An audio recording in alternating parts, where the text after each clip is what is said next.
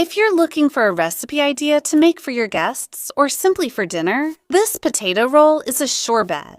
To prepare it, you'll need 3 large potatoes and a mandolin to be able to cut thin slices.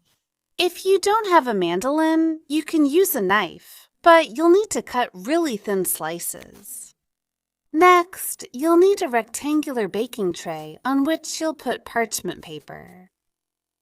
You're going to spread grated cheese on your parchment paper. Make sure to put 2 layers everywhere, but don't use too much either, so about 2 small handfuls.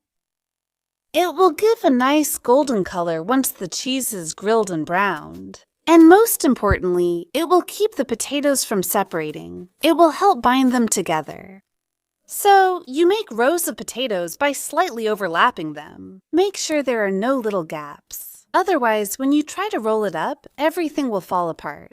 So, we add a little bit of salt to the potatoes. We also spray a little oil. And I put another layer of grated cheese on top of the potatoes. Again, we really don't put much, just a small handful that we spread out evenly everywhere.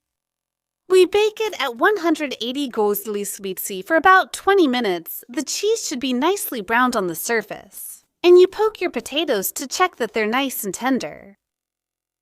With the pastry wheel, I cut both edges so that they're nice and straight.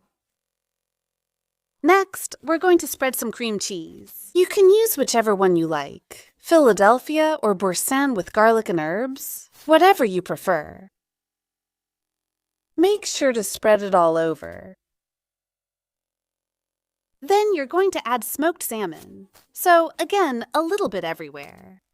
You can replace it with cold cuts or even tuna, depending on what you prefer. On one of the 2 edges, I put 3 slices of cheddar cheese. And I start to roll gently, using the parchment paper to help me and making sure to roll it tightly.